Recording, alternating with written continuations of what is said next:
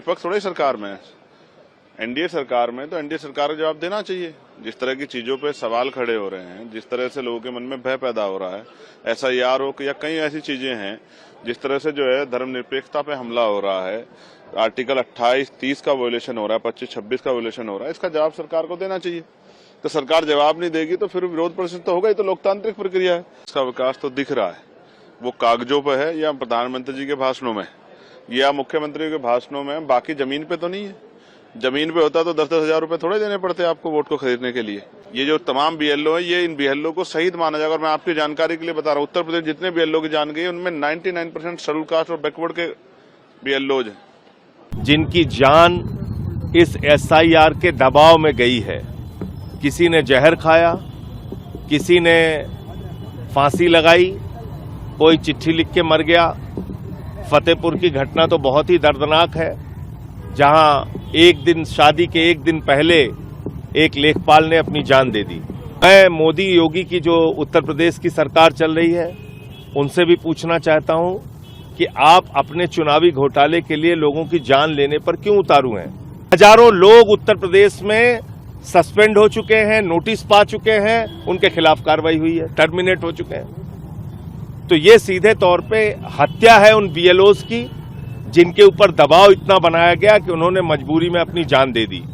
क्रांतिकारी नमो बुधाय, जय भीम, जय भारत, जय संविधान। मैं रामानुजन और आप देख रहे हैं अध्यात्म पावर। दोस्तों, जिस तरह से लगातार उत्तर प्रदेश में एसआईआर फॉर्म भरने को लेकर बीएलओ के ऊपर दबाव डाला जा रहा है भाजपा सरकार और चुनाव आयोग द्वारा, इसके बाद आप लगातार देख रहे हैं कि किस तरह से बीएलओ सुसाइड करते नजर आ रहे हैं। लगभग एक महीने के अंदर में 32 बीएलओ ने सुसाइड कर लिया है। इसके बावजूद बीजेपी जैसे मालूम पड़ रहा है कि अपनी आंखों पर उसने पट्टी बांध लिया हो, उससे कुछ दिखाई नहीं दे रहा है। मतलब यह है कि चुनावी फायदे के लिए बीजेपी कुछ भी करवा सकती है। बीएलओ की लगातार जान जा रही है, इसके बावजूद जो सत्ता पक्ष यानी भाजपा इस पर कोई भी बयान नहीं दे रही है। उधर विपक्ष के तमाम नेता लगातार विरोध कर रहे हैं और एसआईआर के खिलाफ आवाज उठा रहे हैं। उनका कहना है कि आप एसआईआर की जो तिथि है उसको बढ़ा दीजिए, लेकिन सरकार है कि मान नहीं रही है, क्योंकि सरकार जो है लगातार ये जो कर रही है प्लान के तौर पर कर रही है। आपको बता दें साथियों कि जितने भी बीएलओ मरे हैं, जितने बीएलओ ने सुसाइड किया है, लगभग 90% बीएलओ एससी, एसटी और ओबीसी समाज के हैं। और इस बात को लेकर भीम आर्मी चीफ चंद्रशेखर आजाद ने संसद के बाहर आवाज उठाई है। उन्होंने एएनआई पत्रकार से बात करते हुए तमाम मुद्दों को लेकर बात की।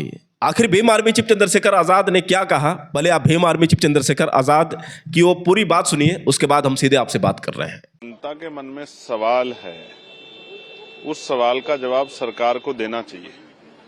सरकार को बहस से नहीं भागना चाहिए, सरकार को सामने खड़े होकर जवाब देना चाहिए। जनता ने मैंडेट दिया है, जनता ने वोट दिया है आपको, तो जवाबदेही सुनिश्चित होती है। विपक्ष थोड़ी सरकार में है, एनडीए सरकार में तो एनडीए सरकार को जवाब देना चाहिए। जिस तरह की चीजों पे सवाल खड़े हो रहे हैं, जिस तरह से लोगों के मन में भय पैदा हो रहा है, एसआईआर हो या कई ऐसी चीजें हैं, जिस तरह से जो है धर्मनिरपेक्षता पे हमला हो रहा है, आर्टिकल 28, 30 का वोलेशन हो रहा है, 25, 26 का वोलेशन हो रहा है, इसका जवाब सरकार को देना चाहिए। तो सरकार जवाब नहीं देगी तो फिर विरोध प्रदर्शन तो होगा ही। तो लोकतांत्रिक प्रक्रिया है। क्या भारतीय जनता पार्टी ने कभी विरोध नहीं किया है क्या? लेकिन प्रधानमंत्री जी का साफ तौर पर कहना है कि पॉलिटिक्स में नेगेटिविटी में भी हो सकती है, लेकिन इस तरीके से जो है देश की विकास में इस तरीके की चीजें बाधा बिल्कुल भी नहीं। देश का विकास तो दिख रहा है, वो कागजों पर है या प्रधानमंत्री जी के भाषणों में या मुख्यमंत्री के भाषणों में, बाकी जमीन पे तो नहीं है। जमीन पे होता तो 10-10 हजार रुपए थोड़े देने पड़ते आपको वोट को खरीदने के लिए। ये तो सर्व जाहिर हो गया है। आप ये देखिए एसआईआर में कितने बीएलओ की जान चली गई है। क्यों आपको 7 दिन बढ़ाने पड़े? इलेक्शन कमिश्नर को क्यों बढ़ाने पड़े? क्योंकि आप भी जानते हैं जिन लोगों पे पिछले 10-12 साल में जातिगत गणना नहीं हुई है, वो इतने कॉलम्स पूरे करा के जो है 1 महीने में 100 करोड़ मतदाताओं का सत्यापन कर देंगे। ये जो तमाम सब चीजें हो रही है, ये जनता के सामने है और लोग देख रहे हैं किस तरह से वोट की चोरी हो रही है। कहीं 42 लाख वोट काट दिए, कहीं 37 लाख बंगाल वोट काट दिए। और जिन स्टेटों में चुनाव नहीं है उनमें एसआईआर की रफ्तार धीमी क्यों? ये जो तमाम बीएलओ है, ये इन बीएलओ को शहीद माना जाएगा। और मैं आपकी जानकारी के लिए बता रहा हूँ, उत्तर प्रदेश जितने बीएलओ की जान गई उनमें 99% शेड्यूल कास्ट और बैकवर्ड के बीएलओ हैं, यानी कि शेड्यूल कास्ट बैकवर्ड के कर्मचारियों की SIR के जरिए हत्या की जा रही। इलेक्शन कमिश्नर को जवाब देना चाहिए कि इन कर्मचारियों की जान लेने का ठेका क्या उन्होंने ले रखा है, इन कर्मचारियों के परिवारों का क्या होगा, इसका जवाब जो इलेक्शन कमिश्नर को देना चाहिए। और वोट की चोरी हम लोग नहीं होने देंगे। मैंने कल भी कहा था, मैं दोहरा रहा हूं कि ये वोट बाबा साहब अम्बेडकर के 4 बच्चों की कुर्बानी से हमें मिली है। हम अपनी एक भी वोट नहीं जाने देंगे। ये वोट हमारा हथियार है और हम अपनी वोट की रक्षा करेंगे और एक एक वोट की सुरक्षा करके ज्यादा मतदान हो, इस विषय में लोगों को जागरूक करेंगे। तो दोस्तों, आपने सुना किस तरह से भीम आर्मी चीफ चंद्रशेखर आजाद ने BLO के सुसाइड पर यह साफ साफ कह दिया कि जितने भी मर रहे हैं उसमें 90% जो BLO हैं SC ST और OBC समाज के हैं। मैं आपको बता दूं साथियों कि BLO के ऊपर जो दबाव है वो झेल नहीं पा रहे हैं और एक के बाद एक जो सुसाइड कर रहे हैं। वजह यही है कि उनके ऊपर इतना प्रेशर डाल दिया जा रहा है। 2 ही ऑप्शन है, या तो आप नौकरी से इस्तीफा दे दो या फिर करो तो दबाव में आकर, चाहे भले ही घर का कंडीशन जैसा भी हो, घर में किसी की तबीयत खराब हो जाए, घर में कोई मर भी जाए, आपको नहीं परवाह करनी है। मतलब यह है कि घर का आप बिल्कुल ध्यान न दें, आप घर जाए ही नहीं, आप SIR फार्म को सबमिट करते रहें, भरते रहें, आप हिले मत। इसके बावजूद भी BLO परेशान है। मैं आपको बता दूं कि गांव में लगभग 60% SIR फार्म अभी नहीं भरे गए हैं। बहुत सारे ऐसे गांव होंगे जहां पर ये बिल्कुल पता ही नहीं होगा कि SIR फार्म क्या है। गांव में अशिक्षित लोग होते हैं, जागरूक होते नहीं हैं और न ही इंटरनेट की सेवाएं होती हैं कि इन चीज़ों की जानकारी उनके पास हो। तो ज़्यादातर गांव में तो ये बिल्कुल पता ही नहीं है कि SIR फार्म क्या है, SIR फार्म भरने से क्या नुकसान है, क्या फ़ायदे हैं। उनको क्या पता है कि भाजपा जो है वोट देने का जो अधिकार है पूरी तरह से ख़त्म कर देना चाहती है, क्योंकि बाबा साहब डॉक्टर भीमराव अंबेडकर ने जो वोट की ताकत तमाम बहुजन समाज के लोगों को दिया है, कितनी मेहनत से दिया है। बाबा साहब डॉक्टर भीमराव अंबेडकर ने ये बात कही थी कि ये जो मैंने वोट का अधिकार तुम्हें दिया है, ये किसी की दया भीख नहीं है। इसको देने के लिए, इसको दिलाने के लिए मैंने खून पसीना एक कर दिया। तुम्हारी सबसे बड़ी ताकत तुम्हारा वोट है। तुम अपने वोट से खुद राजा बन सकते हो। साथियों, इस वोट के अधिकार के लिए बाबा साहब डॉक्टर भीमराव अंबेडकर ने कितने कड़े संघर्ष किया, कितनी लड़ाई लड़ी मनुवादियों से, आप इस बात का कैसे अंदाजा लगा सकते हैं। लेकिन वोट की कीमत आपको नहीं पता है। आप तो वोट की कीमत सिर्फ इतना जानते हैं कि हमें जाकर बटन दबाना है, फिर चले आना है। 10,000 रुपये पाए, 10,000 में आप समेटा गए। बिहार की जनता ने 10,000 में अपने वोट को बेच दिया। परिणाम क्या हुआ? फिर से नीतीश ने अपनी सरकार बना ली। अब 10,000 में गुजारा तो हो जाएगा, बच्चों को रोजगार मिल जाएगा, आप अपनी जिंदगी बहुत बढ़िया तरीके से गुजार लेंगे। कई ऐसे जगह पर तो ये भी बताया जा रहा है कि ज़्यादातर महिलाएं शिकायत कर रही हैं कि उन्हें 10,000 रुपये दिया नहीं गया, उनके साथ धोखा हुआ है। लेकिन आपको बता दें साथियों कि ये 10,000 रुपये कितना भारी नुकसान कर गया बिहार वालों को, अब आने वाले 5 सालों में समझ में आ जाएगा। अब इसी चीज़ से बचने के लिए लगातार विपक्ष आवाज़ उठा रहा है। भीम आर्मी चीफ चंद्रशेखर आज़ाद ने लगातार आवाज़ उठाई है, चाहे लगातार जो संविधान को कुचलने का प्रयास किया जा रहा हो, लोकतंत्र की हत्या की जा रही हो, SIR में जिस तरह से BLO के ऊपर दबाव डाला जा रहा हो और लगातार BLO सुसाइड कर रहे हो। लेकिन वही दूसरी ओर देखा जाए तो बहुत सारे ऐसे स्वार्थी नेता हैं जिनको इस बात से बिल्कुल फर्क नहीं पड़ता है। आपको बता दें साथियों कि संजय सिंह जो आम आदमी पार्टी के सांसद हैं और ज्ञानेश कुमार व प्रधानमंत्री पर लगातार वो हमला करते आ रहे हैं।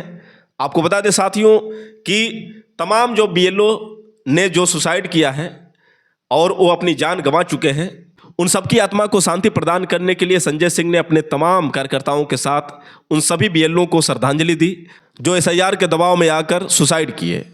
उसके बाद साथियों आपको बता दें कि संजय सिंह ने पत्रकारों से बातचीत के दौरान जमकर हमला बोला, चाहे ज्ञानेश कुमार हो या फिर प्रधानमंत्री हो या फिर उत्तर प्रदेश के मुख्यमंत्री योगी आदित्यनाथ हो। आखिर किस तरह से संजय सिंह ने हमला किया, पहले आप संजय सिंह का ये बयान सुनिए, उसके बाद हम सीधे आपसे बात कर रहे हैं। देखिए, पूरे प्रदेश में आम आदमी पार्टी उन BLOs को श्रद्धांजलि सभा के माध्यम से अपनी श्रद्धांजलि दे रही है जिनकी जान इस एसआईआर के दबाव में गई है।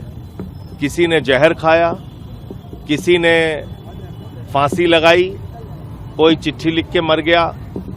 फतेहपुर की घटना तो बहुत ही दर्दनाक है, जहां एक दिन शादी के एक दिन पहले एक लेखपाल ने अपनी जान दे दी। और कारण क्या है? अधिकारी एसआईआर के लिए दबाव बनाते हैं। किसके निर्देश पे बनाते हैं?